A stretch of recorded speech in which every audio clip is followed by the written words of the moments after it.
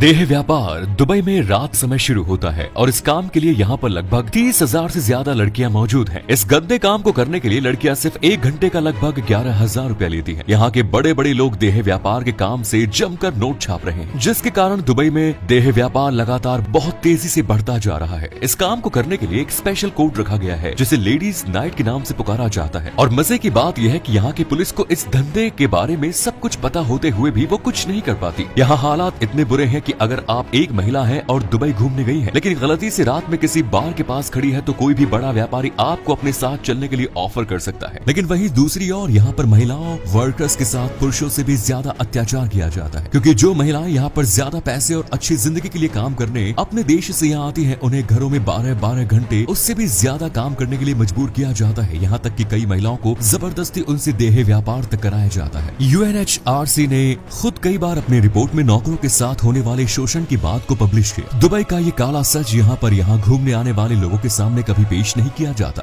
क्योंकि उनके सामने एक बनावटी और आकर्षक दुनिया को पेश किया जाता है और लोगों को पसंद भी यही है। यही कारण है कि यहाँ पर देह व्यापार बहुत तेजी से बढ़ रहा है, जिसमें वयस्क के साथ साथ नाबालिग लड़कियां भी देह व्यापार का शिकार होती हैं। इन लड़कियों की खबर आपको दुबई के किसी भी अखबार, न्यूज चैनल या फिर सोशल मीडिया चैनल पर कभी नहीं दिखाई जाएगी। दुबई की सरकार के नियमों के अनुसार यहाँ की मीडिया सरकार और रॉयल फैमिली के खिलाफ कभी भी कुछ नहीं बोल सकती। इतना ही नहीं, दुबई उन देशों में भी शामिल है जहाँ पर खाना सबसे ज्यादा बर्बाद किया जाता है। ये हालात तब है जब दुबई में खाने के लिए कुछ भी नहीं उगाया जा सकता। यहाँ पर खाने के लिए अधिकतर सामान दूसरे देशों से लाया जाता है, लेकिन यहाँ के लोगों द्वारा रोजाना 38% से ज्यादा खाना बर्बाद किया जाता है और रमजान के दिनों में खाने की बर्बादी 16% तक पहुँचती है। दुबई में एक ऐसी सिटी की बात सामने आई है जिससे जानने के बाद आपके पैरों के नीचे से जमीन खिसक जाएगी। दुबई में सिर्फ 2 तरह के लोग मिलते हैं, अमीर और सिर्फ गरीब, जिन्हें गुलाम भी कहा जाता है। इन गुलामों की जनसंख्या दुबई में 79% है, जो कि अधिकतर दक्षिण एशिया, जिसमें भारत, पाकिस्तान, नेपाल और बांग्लादेश से लाए गए लोग हैं, जबकि सिर्फ 11% जनसंख्या ही अमीरात की है। यहाँ पर लाए गए माइग्रेंट्स के साथ एक दास की तरह व्यवहार किया जाता है। इसका मुख्य कारण यह है कि यहाँ की करेंसी साउथ एशिया देशों की करेंसी से बहुत ज्यादा मजबूत है, जिसका फायदा उठाकर भारत, नेपाल, बांग्लादेश और पाकिस्तान जैसे देशों के गरीब लोगों को ज्यादा पैसों का लालच देकर उन्हें यहाँ पर काम करने के लिए बुला लिया जाता है। लेकिन यहाँ पर आने के बाद इन लोगों को दुबई की असलियत का पता चलता है, क्योंकि यहाँ पर रोजमर्रा की जिंदगी और रहन सहन के हिसाब से जो उन्हें सैलरी इन लोगों को दी जाती है, उस हिसाब से वो इन लोगों के लिए चिल्लर के बराबर होती है। यही कारण है कि यहाँ पर आने के बाद भी ये लोग अपना जीवन सही से नहीं बिता पाते। यहाँ पर काम करने आए लोग काम को छोड़कर भाग न जाए, इसीलिए यहाँ की कंपनियां उन लोगों से एक कॉन्ट्रैक्ट पर साइन करवाती है। लेकिन अगर कानून की बात करें तो दुबई के कानून के तहत किसी भी वर्कर की सैलरी को रोकना, उनका शोषण करना एक कानूनन अपराध है। लेकिन दूसरे देशों से लाए गए वर्कर प्राइवेट स्पॉन्सरशिप सिस्टम के तहत यहाँ लाए जाते हैं, इसलिए दुबई की सरकार भी इनके मसलों पर कुछ नहीं बोलती। नीले कपड़ों में दिख रहे मजदूरों को दुबई में स्लेव वर्कर यानी कि दास माना जाता है। इन लोगों से दिन के 12-12 घंटों काम लिया जाता है और कभी कभी इन लोगों को हफ्ते में मिलने वाली छुट्टी भी नहीं दी जाती। हालात इतने खराब है कि अगर ये लोग अपने देश वापस जाना चाहे तो नहीं जा सकते, क्योंकि काम पर रखते वक्त कंपनी इन लोगों का पासपोर्ट अपने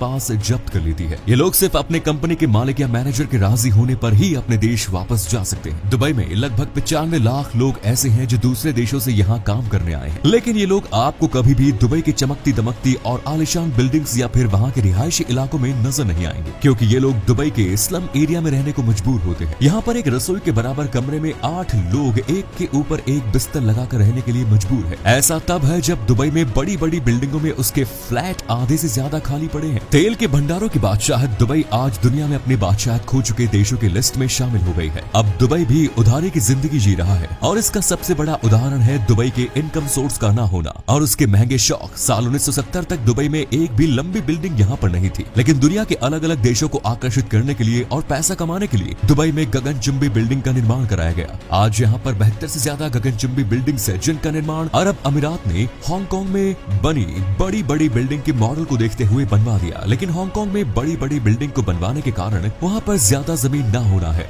जो कि अब दुबई के लिए सबसे बड़ा नुकसान साबित हो रहा है, क्योंकि ये बाहर से दिखने में जितनी खूबसूरत और आकर्षक लगती है, अंदर से उतनी ही खाली है। 1.6 बिलियन डॉलर की कीमत से बनी दुनिया की सबसे ऊंची इमारत बुर्ज खलीफा की उम्र सिर्फ 100 साल है, जो कि किसी दिखावे से कम नहीं है, क्योंकि इसके रखरखाव में हर साल भारी भरकम खर्च होता है। तो ऐसे में यहाँ पर कोई आम आदमी भला अपना घर या कमरा कैसे ले सकता है? इसके अलावा इस बिल्डिंग को बनाने के लिए कांच और स्टील का भरपूर उपयोग किया गया है। रेगिस्तान जैसे तपते हुए इलाके में कांच से बनी बिल्डिंग को ठंडा रखने के लिए एसी की जरूरत पड़ेगी। इस हिसाब से ये बिल्डिंग पर्यावरण के हिसाब से एक डिजास्टर से कुछ कम नहीं। खैर यहाँ पर्यावरण को किसको पड़ी है, क्योंकि दुबई की सरकार ने पर्यावरण को तो छोड़ो अपने नागरिकों तक के बारे में नहीं सोचा।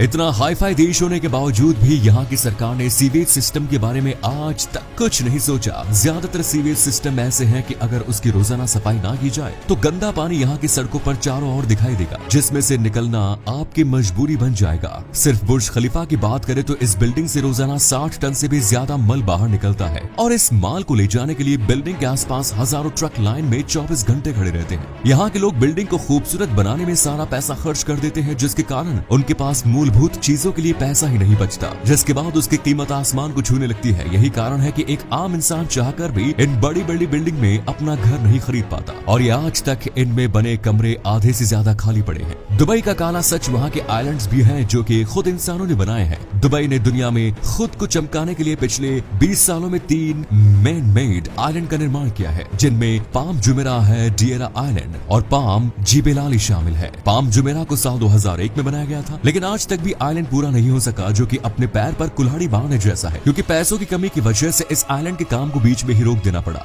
दुबई की हालत इतनी खस्ता थी कि 2009 में इन्हीं बेफिजूल के इन्वेस्टमेंट की वजह से दुबई अपने फाइनेंशियल क्राइसिस से गुजर रहा था। डेरा आइलैंड और पाम जिबेलाली पर दुबई की सरकार ने बिना सोचे समझे पैसा पानी की तरह समुद्र में बहाया। तो ऐसे समय में जब दुबई में रियल एस्टेट की हालत खुद पूरी तरह से डूबी पड़ी है, आज भी ये आइलैंड पूरी तरह खाली है। इन आर्टिफिशियल आइलैंड्स को बनाने के लिए समुद्र के अंदर से रेत को निकलवा कर बनाया गया है, क्योंकि इन्हें बनाने के लिए रेगिस्तान या फिर किसी दूसरी रेत का इस्तेमाल नहीं किया जा सकता। लेकिन यहाँ की सरकार ने बिना सोचे समझे इन्हें बनाया। अब नासा की एक रिपोर्ट के अनुसार ये आइलैंड हर साल 5 मिलीलीटर के हिसाब से डूब रहे हैं। वहीं दूसरी तरफ आप रोजाना ग्लोबल वार्मिंग के चलते समुद्र के स्तर के बढ़ने की खबरें सुनते ही होंगे। तो अगर आने वाले समय में दुबई के बनाए गए दिखावटी आइलैंड समुद्र में डूब जाए तो किसी को कोई हैरानी नहीं होगी। लेकिन इस पूरे काले सच के बारे में आपका कहना है, कमेंट्स में जरूर बताएं। धन्यवाद।